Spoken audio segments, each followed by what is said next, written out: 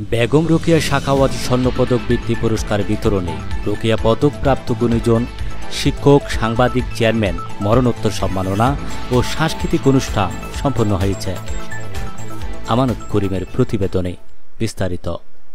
শনিবার ২১ সেপ্টেম্বর সকাল ১১টায় বাঁশখালী চাম্বল হোসাইনিয়া কনভেনশন হলে চট্টগ্রাম সরকারি টিচার্স কলেজের শিক্ষক, প্রশিক্ষক ডক্টর শামসুদ্দিন শিশিরের সভাপতিত্বে আল আমিন সংঘের ব্যবস্থাপনায় মজুমদার ফাউন্ডেশনের উদ্যোগে এই অনুষ্ঠান অনুষ্ঠিত হয়।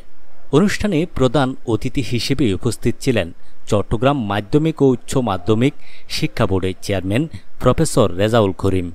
এন.এম. নাসির উদ্দিনের সঞ্চালনায় অনুষ্ঠানে প্রধান আলোচক হিসেবে উপস্থিত ছিলেন চট্টগ্রাম মাধ্যমিক ও উচ্চ মাধ্যমিক শিক্ষা বোর্ডের সচিব প্রফেসর আমিরুল মোস্তফা চৌধুরী। বেগম রোকেয়া সাখাওয়াত স্বর্ণপদক বৃত্তির পরিচালক জহির উদ্দিন মজুমদারের সার্বিক তত্ত্বাবধানে এ সময় বক্তব্য রাখেন বাঁশখালী উপজেলা পরিষদের সাবেক সফল চেয়ারম্যান অধ্যক্ষ মাওলানা জহিরুল ইসলাম, সাবেক পৌর মেয়র কামরুল ইসলাম হোসাইনি, সংবর্ধিত সাংবাদিক কল্যাণ বড়ুয়া মুক্তা, সংবর্ধিত শিক্ষক রেজাউল করিম, বেগম রোকেয়া সাখাওয়াত স্বর্ণপদক বৃত্তির উপদেষ্টা ও জলদি আধুনিক হাসপাতালের ব্যবস্থাপনা পরিচালক এস.এম. সোয়াইবুর রহমান, এস.এম. আলী নেওয়াজ চৌধুরী ইরান, নুরুল আলম, চাম্বল উচ্চ বিদ্যালয়ের প্রধান শিক্ষক রেজাউল করিম, আহমদ হোসাইন সহ শত শত শিক্ষার্থী ও অভিভাবকবৃন্দ প্রমুখ। অনুষ্ঠানে বক্তারা বলেন, মেধার কোনো বিকল্প নেই।